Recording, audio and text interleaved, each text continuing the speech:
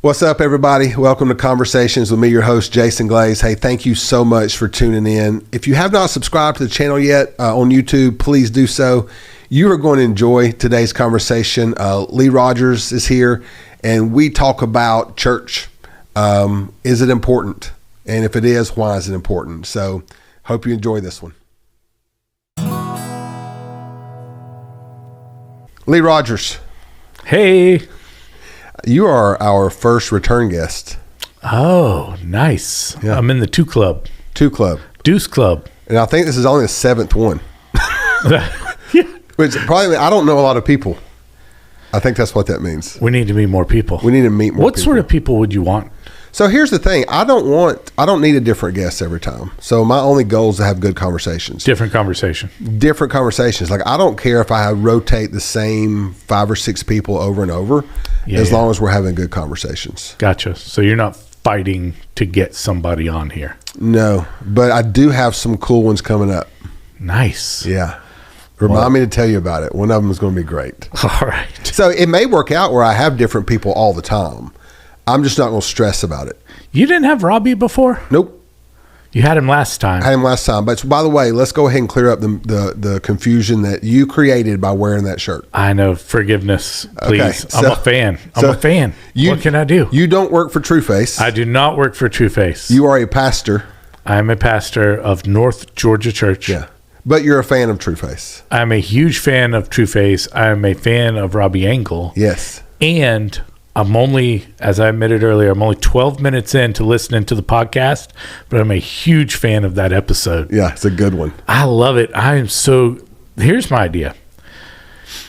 You write whatever next book you want to write. Mm-hmm. I'll eventually write something on loving people, and we'll let Robbie write the new systematic theology book. Yeah, yes. Because it just comes out of him. Like, he's ready, but in that graceful, loving, good way. Yeah. It's good stuff. Yeah. I love it. So I don't know when this is going to air, but what Lee's talking about is a conversation I had with Robbie Engel. Go find it. It was a great conversation. He works for TrueFace. And you do not. I do not. All right, let's jump in. Yeah. So here's why I wanted you to come in to have this conversation today. People come in here for counseling for whatever problems, right?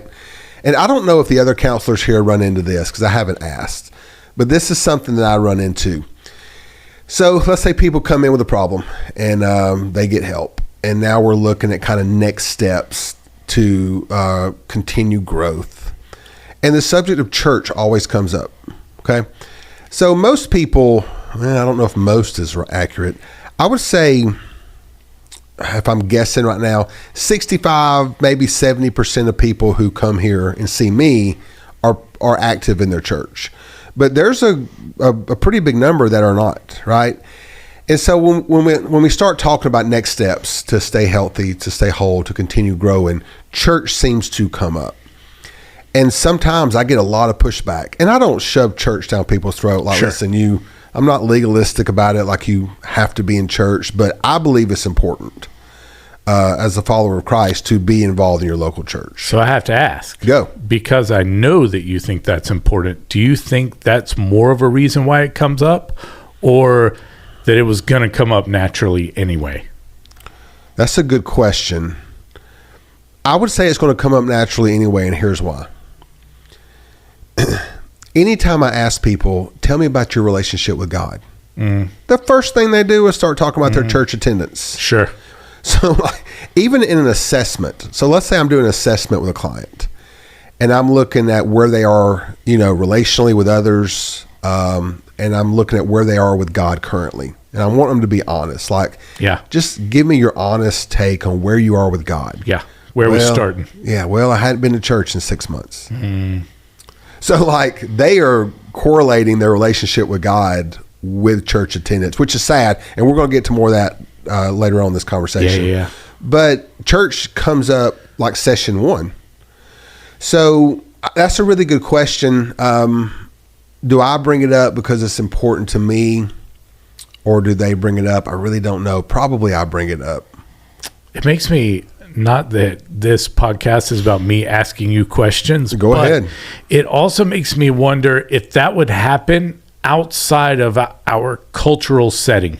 We are in the southeastern United States. Bible Belt, boy. If we were in the upper Midwest, Northeast, or West Coast, do you think that would come up as often with people? I wonder. That's a really good question.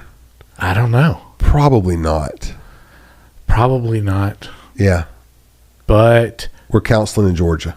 you're counseling in Georgia. Yeah. And not only that, you are discipleship counseling to some degree. So there's some assumption coming in. Mm-hmm. And they will have read your book very often. So that's a factor. But yeah, it makes me wonder. That's a really good question. I don't know. I'll tell you what, you and I are having dinner tonight with the Tomboy Claire. Oh, yeah. From Boston. Boston. With a Paka-Ka. A Paka-Ka in Boston. We'll ask him tonight and find out. We'll ask him with a Boston accent. Okay. Guy. And we'll call him Guy. Guy. Is that right, Guy? So I went to visit him, me and some buddies, a few years ago. Up in Boston? Yeah. Oh, wow. Man, they like to blow their horn a lot, honk their horns a lot up there. They do. What is that? It is like, here you honk your horn if somebody's looking at their phone at a red light. You honk your horn to get their attention. Sure. I don't know what they're doing up there. It's aggressive. It's aggressive. All the time. And I thought when I was like, these people are just rude.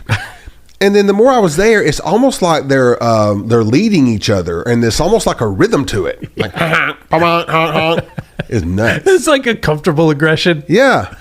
Everybody's okay with it. Yeah, everybody's okay with it. I have been to Boston one time. Holland and I went for our 10-year anniversary. 4 days, first time, 4 days without the kids. We were in Boston. We loved it. Yeah. We love that town. It's growing up in Atlanta, I'm not used to a pedestrian city where either public transportation or walking is a thing, because you get in your car to go anywhere in Atlanta and it takes 30 minutes no matter where you're going, or an hour. Yeah. Even if it's from Atlanta to Atlanta. But up there, gosh, we just walked around. We had the greatest time. I loved Boston too for the history. Yes. I just don't trust any city that doesn't have sweet tea. Yeah. Sweet iced tea. Oh, yeah. It's not hard, y'all. It's not difficult to make that stuff, and it's a game changer. Yeah. Any of our grandmothers, aunts, or moms can tell them how to make it right now. It's so easy. Just put the sugar in the tea when the tea's hot. That's all you got to do. That's amazing. Yeah. All right, let's get into it. All right, so people, sometimes when I say, hey, let's talk about church, right?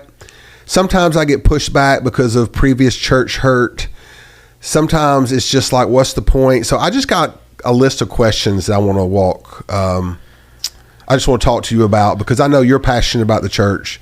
I'm passionate about the church. And I think we both come at it from a healthy point of view. Yeah. So like, if I'm sitting with someone and they're like, why should I attend a local church? Why should I be a part of a local church? What's your response to that?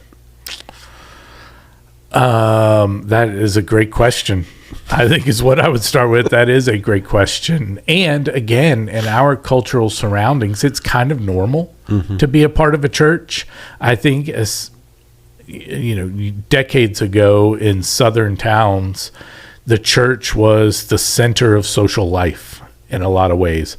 I don't know if that was good or bad, quite honestly, because if things got rough socially, then somehow it's connected to the way you worship corporately, and all of those things are weird. But in the very most basic level, a church is a gathering of people, and a gathering of people around a certain idea. And so the certain idea, we would say, is fundamentally Jesus and the gospel. And that gathering helps us all center in on what we believe. There are obviously mandates and directions and ideas taken from Scripture of why we should attend church, and those are for believers and taking part in what is available to believers. The church is compared to being a bride. It's sometimes a family, sometimes it's a body, but it always has this idea of an interconnectedness that is useful to us as humans. We are relational beings and we need to be connected to others. And when something is as important as our belief in God, gathering with others with that same belief is really, really helpful. All right. So I'm going to be devil's advocate and just act like I'm a person that disagrees with you. Yeah. Or let's say they don't disagree with you. Let's say that you get this response. I have my gatherings. I'm really good friends with my coworkers, or my family and I were really tight, or, I have this group I meet with. So what you just described of why we need church, I have it. It's just not called church. What would you say?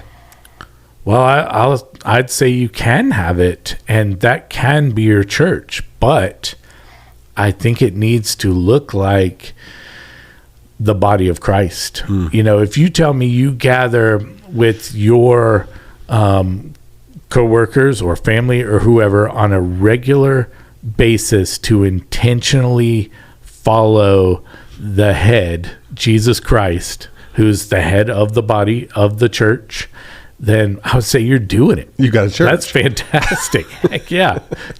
Definitely do that. Pull others in. Like, let others experience the great thing that you are experiencing. But, just hanging out is just hanging out. Yeah. Right. Yeah. Right. What would you say to this, that church is created by man? So basically, the whole idea of church is very man-centered. It was man's idea. Because I do get that pushback a lot. Like, this is not even God's thing. This is something that man created. So why would I be a part of this? Yeah, I would probably have a lot more questions to see how you landed there. Because I do think that I heard recently one of the guys from True Face talk about the idea that Jesus was starting a movement of grace and starting it in groups to replicate and add to those groups so that his movement of grace could cover the world in a great way. I don't think any other movements have, grown the way Christianity has. And I would say it's because Jesus should be the head. And it doesn't mean that all churches are the perfect body of Christ. It doesn't mean that all churches, all gatherings of believers are even good. There are unhealthy ones and healthy ones, just like everything else. So I think from that standpoint, if the person's making the point that it's man-made, yeah, I get that. We can get in the way of the good thing that church should be, but I think it was God's idea, right? For sure. And when it's led by God, it goes really well. It's kind of like when you see in the Old Testament, the times when the chosen people of God, whether they were the Israelites or the tribes or Abraham's family or Noah's family, whatever it was, in the times they were following God, it was really good. And the times they weren't, it was really not good. It was really toxic and dangerous and unhealthy, because we all have sin, which is selfishness. And when we have selfishness, we don't care for each other well. And we don't care for each other well. We don't do relationships and groups and life well. Yeah. So following God, a church is good and needed and so life-giving. And it is the opposite of all of those things. It can be brutal. Yeah, it can. Yeah, so I usually respond to that by saying, It was Jesus's idea. You know, Jesus told Peter, "Upon this rock I will build my church." That's right. Now, have we messed it up? Sure. Yeah. Yeah. sure have. Which goes into my next question. Like, how would you respond to this? So let's say somebody does come to the conclusion, okay, yeah, this whole thing was God's idea, but we have taken it and messed it up to the point where it's not even familiar to what it was supposed to be, right? Yeah, what's your thoughts around that? I mean, there's so many expressions of the church that probably you're right. In one way or another. And if your church is stuck in some certain traditions or rituals or religious practices that feel outside of the simplicity of the gospel or following Jesus and loving others, then maybe that's right. But you can change that today. Mm-hmm. I mean, we can be as honest and focused as the first church any moment that we want to be, I would say. I think also a lot of people look at the early church in the book of Acts in the Bible and think we have to do everything they were doing. It says things like they all pooled their money together and helped each other out, and they all ate together and all of those things. And those are important, but I don't think it's a specific practical thing that they did that is as important as the big picture. What they were doing is everything they could to connect with one another in God and to care for others. And sometimes that looks like eating together. Sometimes it looks like pooling your money together. That's what churches do. That's why they take up offerings and give and try to do charity work and things like that. But in the big picture, we should be doing those things. In the minute ways that we actually go through them, I don't think we have to be exactly like that original church was. Yeah.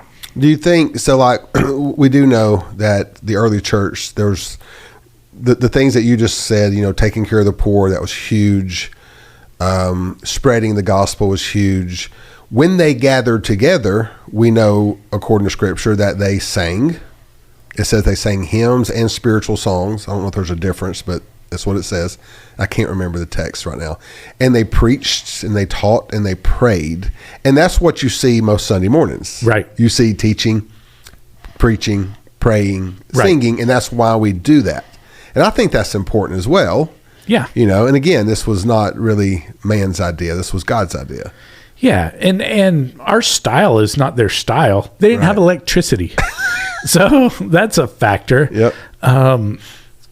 Great things have evolved over time, but great things have evolved through the church.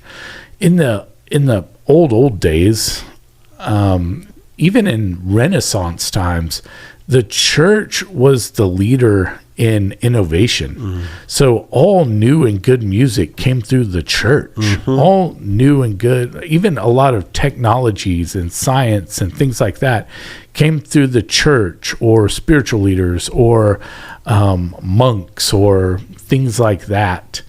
And so there's no reason that in my opinion, that our style, that the practicality of how we worship corporately shouldn't change or be different in different ways. But there is something valuable about doing those things corporately. Yeah, together. There's something valuable about singing together. Yes. Praying together, learning together, loving others together. Yep. It matters. And just think, I mean, from yours and my perspective, if the whole world decided to do that today, we're done. Like, the kingdom of God has come. It's happening. We're doing it. Yeah. Now, people have had a lot of bad church experiences. They're unhealthy and toxic churches. And so those people would probably say, wow, if we all turned into the church, that would be gross and horrible. And, I would be hurt in some sort of way. And that's unfortunate. Yeah. But in the best case scenario, it would be the perfect society, the perfect world. And you can't say that about other affinity groups. You can't say that about the Porsche Club. They get together and they, get excited about Porsches and they go on rides together and all of that. But if everybody did that, it wouldn't be the perfect world. Right. If everybody loved each other well, loved God and loved each other well, that would be the perfect world. Right. Yeah. Yeah, that's good. One thing I always told my kids is God's got so many different kinds of churches and types of churches because his kids are so different. Right. And I believe that. Like, I believe that there's the variety of churches that are available is a good thing. Right. Do you agree? I totally agree. Yeah. It's not an excuse to make your church weird, which it could be, we need this church that only plays the sitar or, the ram's horn or something like that. Well, maybe. But at the same time, we need variety. I need variety. Yeah. I have a weird thing that I probably shouldn't even confess, but I am fascinated by churches, and I want to visit every church. You went through a kick where you did that, right? I still would if I didn't work on Sundays at a church. Tell us a story about when you just randomly visited a church. Well, here's the strange thing about visiting small churches is very often, like, everybody knows I'm the new guy when I walk in there, and whoever is in front, if it's the kind of church that tries to, get you saved every Sunday, I'm the guy they're trying to save. Like, I feel like I should have worn a t-shirt that said, saved, go on with your regular message. Because they're like, the goal as soon as I walk in there is get that guy down to the front of this room to say, this is our moment. We're saving him. But we got one. But I love hearing different music styles, different preaching styles. I love all that stuff. It's just fascinating to me. I want to know what's going on. Yeah. And these days you can watch a lot of them online. Sure. And I do. Most of the churches around here, of which there are a ton. A bunch of them. If they have an online service, I've probably watched it. Yeah. Yeah. All right, let's talk about church hurt for a minute, because that's a big part. And hopefully by the time they're through with the counseling process here, they've already done some forgiving. Sure. But still, what we do is we throw the baby out with the bathwater. Yep. And most church hurt I experience, or that the people that I counsel, most of their church hurt maybe necessarily didn't even happen to them, but happened to their parents. Sure.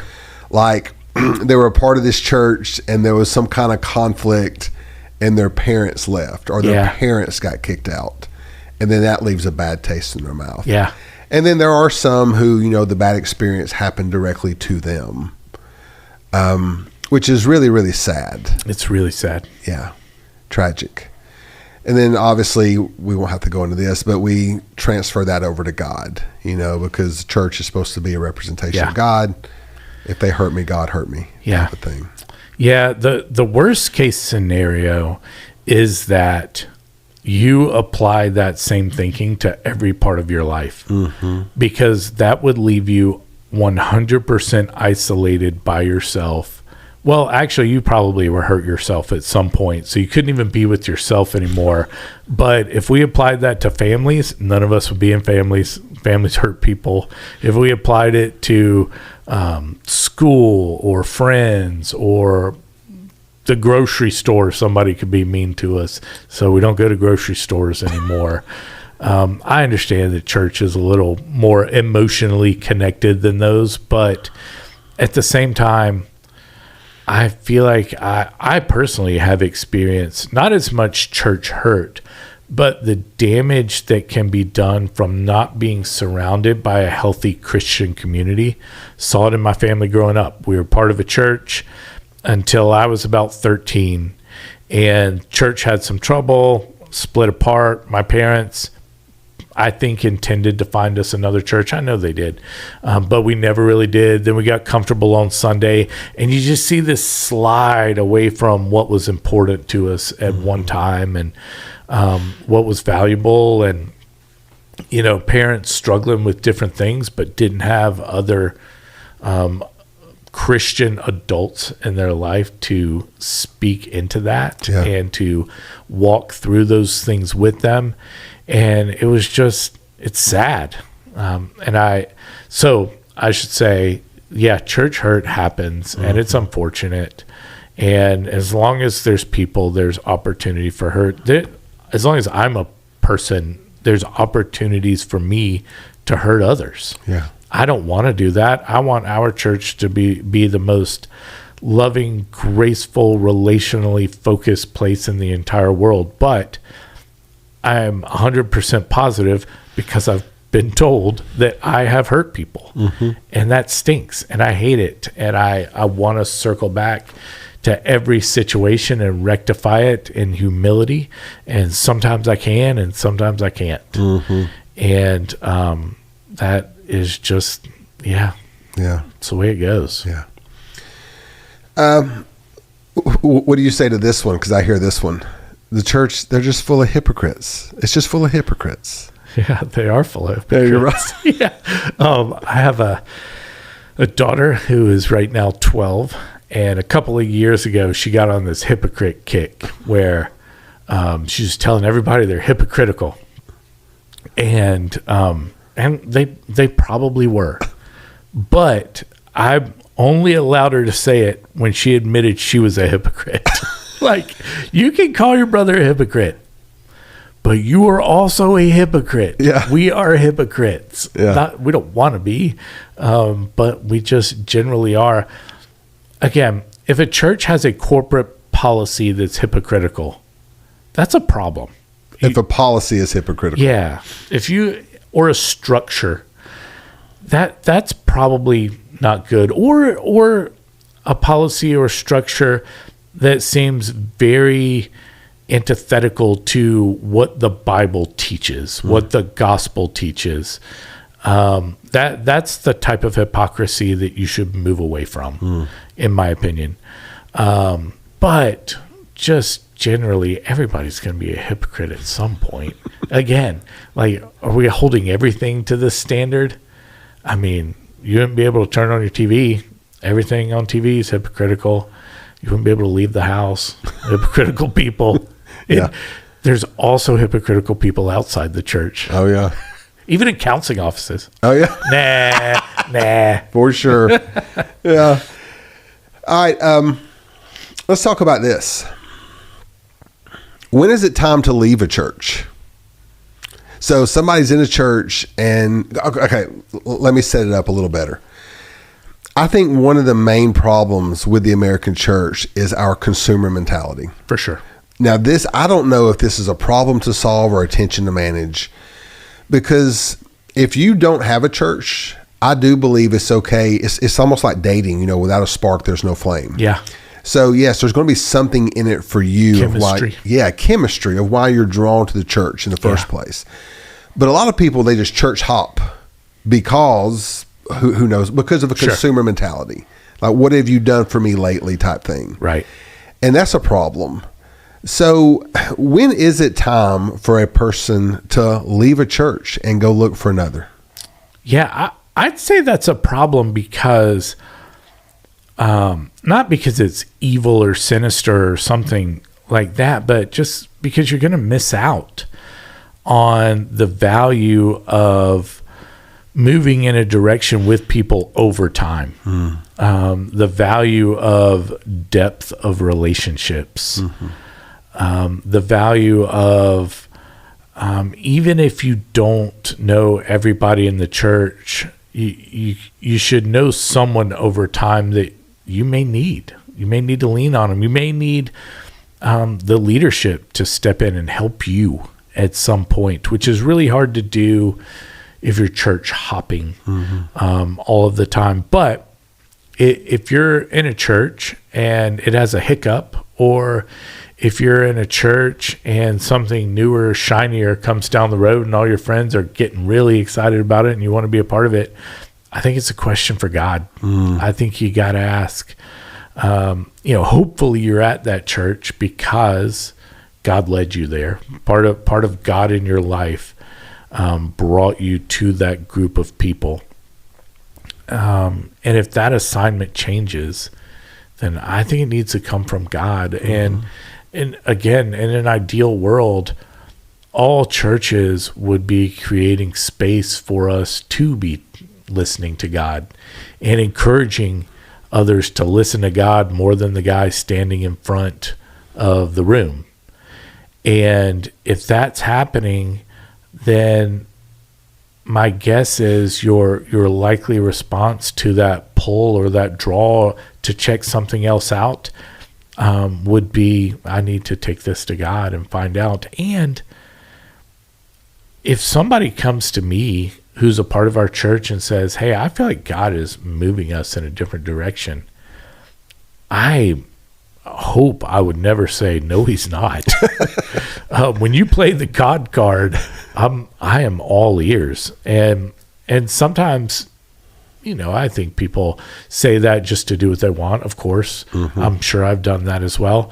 But also, I don't know, God moves people. Sure. God, has different things for different seasons of your life. And if it's his idea that you go to the next thing, you should 100% do that, especially if it's to help out or to be close to your kids or something that makes sense in strengthening your relationships.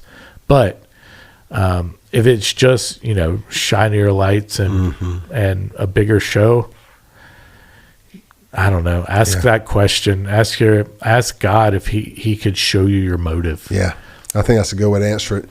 If I think back over my church journey, obviously I was raised in a church and was there till I was in that denomination until, I don't know, early 30s. So from birth until early 30s, I was in one denomination. It's a long time. Long time. And then I remember when God kind of released me from that, right? Yeah. I was in the shower. Why does it always happen in the shower? It doesn't. It does for me. Sometimes it happens other places. For me, it's like whenever I'm like begging God for something and he finally says, okay, now, it's in the shower. So I remember I was in the shower and he basically released me from that church and I was able to go. And then the next church I was there forever. I was in there. Well, let me back up. We did have a little experiment with this new church one time. It didn't work out. It didn't last long. But the church I was really a part of next, I was there for a very long time. Yeah. And I did not leave that church because I had a problem with anything. Of course, the church wasn't perfect, but what church is? It's just when I remember that I was at a men's meeting and you were talking about taking over North Georgia Church, and I felt something begin to stir, right? And I knew God was moving me from that church to that church. So I agree. I think just let it be God moving you and not you moving you. Yeah. And you're safe. Yes. Yeah. And as we continue to ask God, he'll show us if we're following a person instead of him. He'll show us if we're following a program instead of him, or, I don't know, a spirit other than him. Sometimes it could be just, I don't know, it's easy to feel like your church has got it all right and got it figured out and categorize other churches on a different level. But he'll show us all of those things. Yeah. And if you're looking for that one thing that you disagree with, you really don't want to be there anyway. Yeah. Like you and I, we're a part of the church together. We don't agree on everything, and that's okay. Right. If we look for that one thing we disagree with, then what are we doing? Yeah. You said something earlier that made me think of a memory that I have. You said that basically the church's job is to point our focus to God and not the man. And I remember I was in England. I spent 5 weeks over there doing some training some people in discipleship counseling. That's cool. And I was sitting in a church that was built in the 1400s. Okay. Wow. And I'm sitting there just looking, and there was no church service going on. It was just a handful of us just decided to visit this old church. And I'm sitting there looking at how the church was set up. Okay. So I'm sitting in a pew, and directly in front of me is the cross. And in front of that is the table for like communion. Yeah. And where the guy stood to preach was in that corner. Yeah. I was like, wow, the symbolism here Yeah. of what's important. Pretty cool. So Christ was centered, and the speaker was up here in the right corner. Yeah. And I'm not saying we should go back to that. No, I like that. But it was super cool because now look what we've done. Right.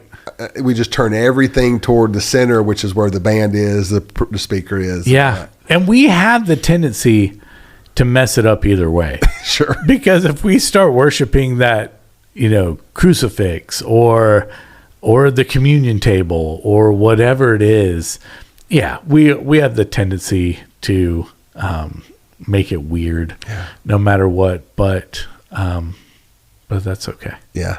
I just thought it was really cool how that church was set up. I think that's cool too. Yeah. I've also been in really old churches before that had pews facing each other. And again, the guy, whoever was going to deliver their homily or whatever it was kind of over on the side, but pews facing each other, which I think is really cool. And it sounds really cool when they're singing. I love that. Yeah. So this last Christmas at our Christmas service, we set the chairs up different than normal. Yes. It wasn't a full circle. It was probably like a 3/4 of a circle. Yeah. And that was very cool. I love that. Yeah. And why can't we do that every Sunday? Because I set up the chairs. Yeah, you said if I come set up the chairs, we could do it. I would do it every Sunday, but I feel like what I didn't learn going into becoming a pastor is that half of my life is setting up chairs. It's either moving chairs, stacking chairs, or setting chairs out. And I also have this weird obsessive compulsive issue of how chairs are set out, and so it's not good. Is that the architect in you? It's that. Well, I guess they're design things that work better than other things.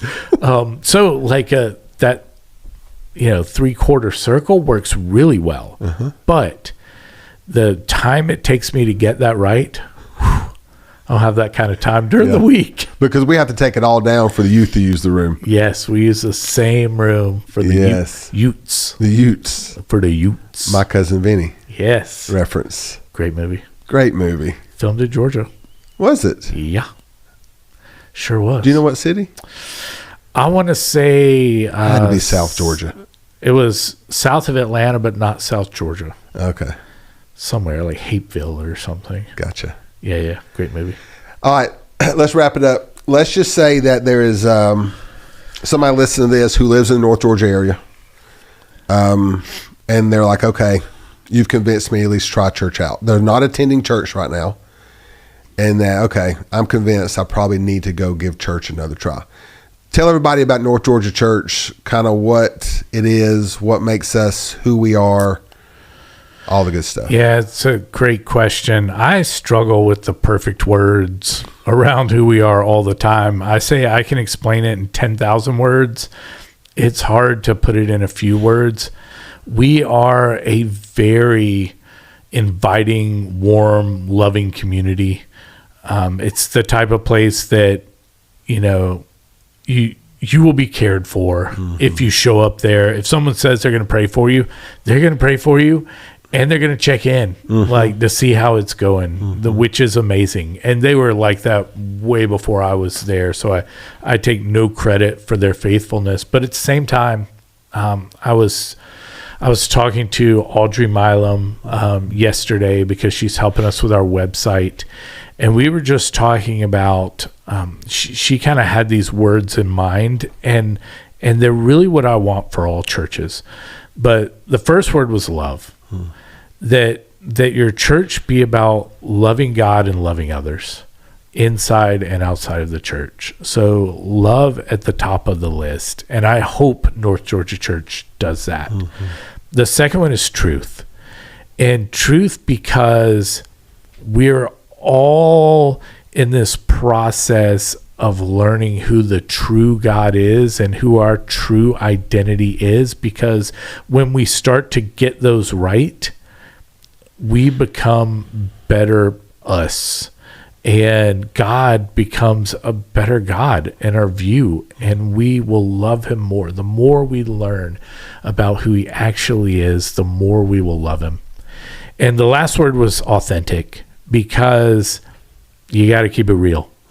And I feel like that is something that our church does really well. You're on the speaking team. I'm on the speaking team. A couple others are on the speaking team. And I don't think I've ever heard anyone talk down to anyone else from the stage. Yeah. Because we're all on the same journey together. Jesus leveled the playing field a long time ago. Yeah. And it's still level, and we get to do it all together, even if we're on the teaching team. So that's what I hope every single church around here has going. It'll be different flavors, different styles, different music. But yeah, I want that for every single church and every single church goer. Yeah. I want it for every person. Yeah. Like, find something that looks like those three things and make that your church. Yeah. That'll work. Yeah, I think the two things I love about our church the most is, we have a saying that we're a church or a community where grace matters. Yes. And that's real. Grace matters to us. Yeah.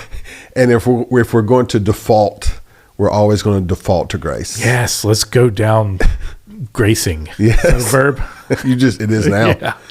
Yeah. And also too, and not every message, but the majority of the messages that we have, there's always some space to talk to God. Yeah. Yeah. There's always some space to hear him. Yes. And I think that's something that's really missing, is some quiet and some stillness, just to give room. Yeah. Because we like to fill every second with some noise or some visual something. Right. But to have just a little bit of space just to hear God directly, I love that about us. Yeah. When it comes from God, it's not just information. Right. It can come from me or you as information. But when it comes from God, it is an injection of life. It's energizing and life-giving, and it's just better. It's just better. So if you can leave having heard none of the speaker and something from God, that's a win. Yeah. Yeah, for sure. All right, man. Thanks for having this conversation. Thank you. Yeah. All right. See ya. See ya.